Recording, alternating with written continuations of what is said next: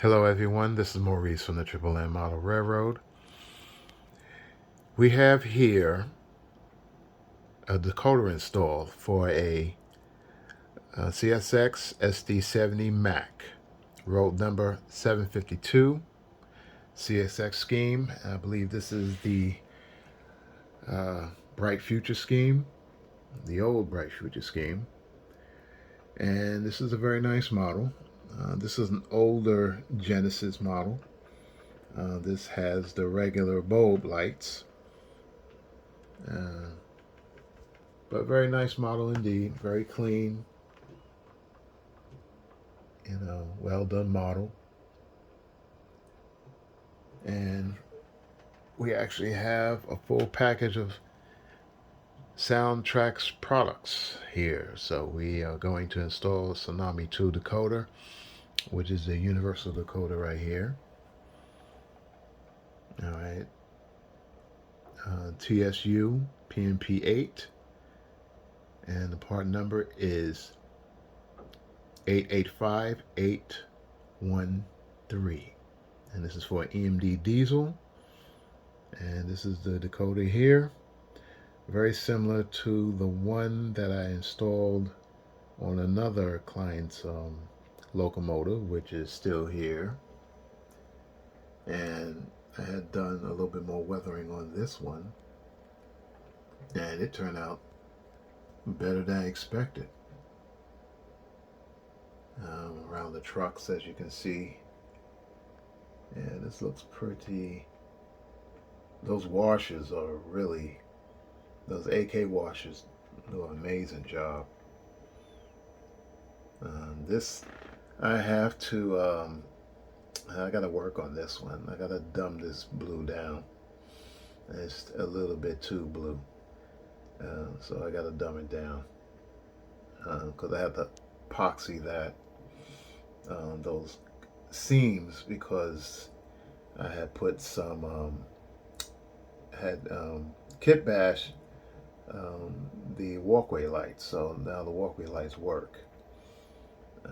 But it was like the lights were bleeding through it, so I had to put some putty in it on the seams to try to get rid of that, that bleed through. But by doing so, I was using this B&O blue, but it's just way too blue, so I gotta dumb that down a bit so it matches the paint. But anyway, back to this. There's other CSX here. So we got the speakers here, 28mm speakers. They also SoundTraxx, and we got the gaskets for it. I really just need one gasket, but yeah. So this would all right. So this is going to be hopefully a fairly good install, quick install. So we'll be right back. One thing I like to do before I install the decoder is to make sure that all the things that should be working are working. And the motor, make sure the motor works, everything, the motor turns, everything is turning at the same time, the wheels are turning, and more importantly, the lights are on, especially for these old cathode lights on these old Athearns. So we're going to test this out now. So I got my Kato Power Pack Standard SX and I'm going to actually test this thing out. So we're going to put this one forward, and then we're going to crank it up.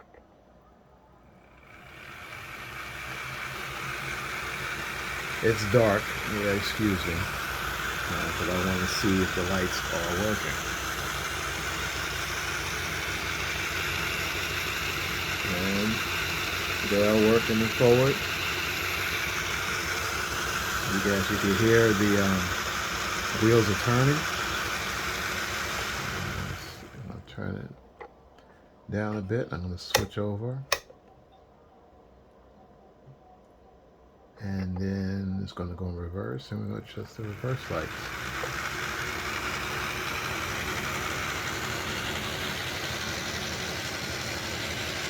And they are all working. Oops, through the fingers.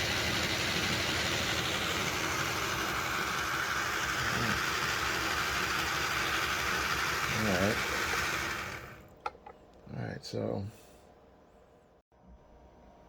All right, we had the shell off. This is the old motherboard or daughter board, and it has the 9-pin connection for the decoder, and it also has an 8-pin. Well, what we're doing, we're taking this whole board out and we put in this decoder here. All right, so that should be not much of a problem, but I noticed something is amiss here. And what you may ask is like, oh, what is wrong? What is the problem? Well, I tell you, I can't install these speakers because this must be a very old model. Yeah, because it doesn't have the bezel for this for the speaker. This is probably before after I start making the bezel for the or the baffle, not the bezel, but the baffle for their models for the 28mm speaker. Ew, so we ran into a snag. So I gotta let the client know tomorrow. I'll give him a call and tell him that you're gonna need another set of speakers for this bad boy. And I have the speakers, just the right speakers for the job. But the only issue is, do you want to wait a couple of weeks? We will find out. All right, this is the speaker I got for the client. Part number 810154. It's a mini cube oval speaker and baffle. And it's fairly small. I mean, that's all you need. And we're going to install it on this model. Since the client gave me these 28mm speakers, they generally go here. If it had the the newer style baffle, but since it's an older Genesis, it doesn't have that. So we have to improvise and get this. So far, what we're going to do with the lights is it's going to be pretty interesting. Since it's the cathode lights, this is going to be wired differently from what have done with another client's Locomotive with the LEDs. So it's a little bit simpler. You don't need, from what it says on the website, the SoundTraxx website, that you don't need resistors for it. So I'm going to install this and we're going to test and see how it sounds. All right, we have the Locomotive back on the track, and we have the leads to the speakers already soldered in. There we go. All right. And also we have to program the CVs for the actual proper prototype, since this is a SD70MAC. Now, how do we do this? All right. Now, Tsunami have pre-programmed sounds programmed into their decoder. And first you have to find out the type of decoder you have. And, you look at the part number. All right. And part number, right next to the part number, there's the, the prototype of the engine. Now, AMD has two of them. They have AMD and they have AMD2. This one's just a regular AMD. All right, this is the first. This is the first one. There is also AMD2, which is to have another set of sounds. So we go here, you download the PDF from Tsunami, and you look for this number here. So this is the number that we have here right now, currently. Wait a minute, actually, no, it's not the number. Okay, this is weird. 12 seconds later. You know what? I have to admit, their numbering system is kind of cuckoo for Cocoa Puffs. Now, as you can see here, the number here is 885813. All right, now when you go to their website, hold on, let me find it. All right, their number is 885013.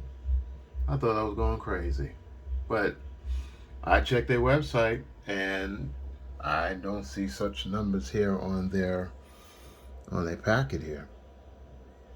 Yeah, so this is, I don't know, this is a little it's a little concocted. All right, but I mean, this is the AMD, you know, the proper AMD sound here. So zoom out of there.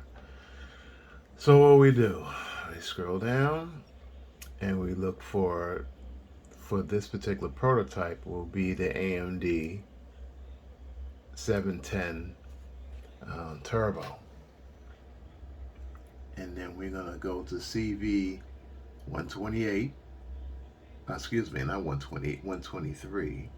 Go to CV 123 for the prime movers, and you just change that value because currently it's on this value, the AMD. Where is it? Here it is, the AMD 567, no transition. That's where it's at now, and the CV0. And we're gonna move that. We're gonna change it to 7. So this will give you a demonstration on the default. We're gonna do a little demonstration here. All right. Okay, we're gonna. Let me show you. That'd be nice to show you. We go here. We start her up.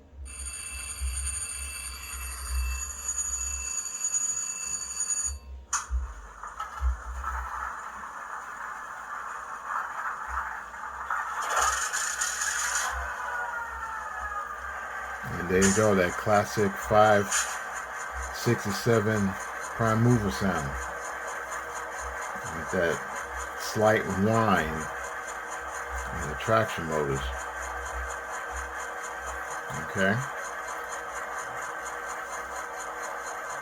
So what we're gonna do now is we're gonna turn this off and we're gonna change that CV. So you can see, y'all, try to do this while I hold the camera at the same time. Alright, so we're gonna go to CV 123. That's 123, and we're going to change the value to 7. And then we're going to hit write. And it writes it. Okay. Then we come back. We go back to the cab here. We turn, transits from changing CVs to the cab. Matter of fact, this is the lock programmer from Lock Sound. Here from Lock Sound. So we click on go, and it should change the sound.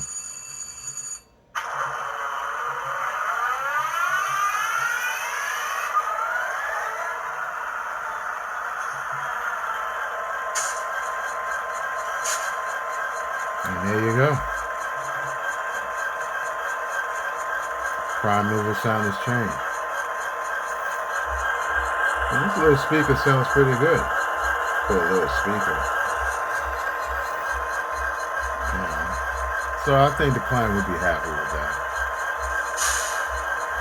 Alright, so the next phase we're going to start putting in the lights and setting the lights up. Be right back. Hello everyone, I am back, and I apologize for not showing the rest of the assembly of this model. I got pretty much sidetracked, and I kind of rushed this to get it done, but then the client never showed up yesterday to pick it up. So I just showing, doing this video right now to show you that it is working,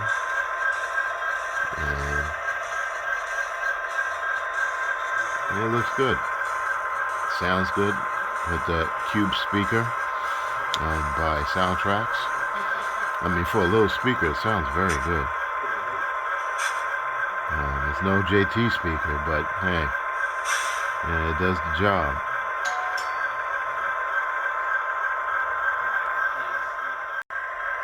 Okay,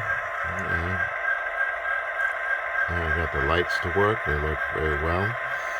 Unfortunately, the controls for this model are on the other side. So let's see if I can do some camera finagling to actually show you what it does.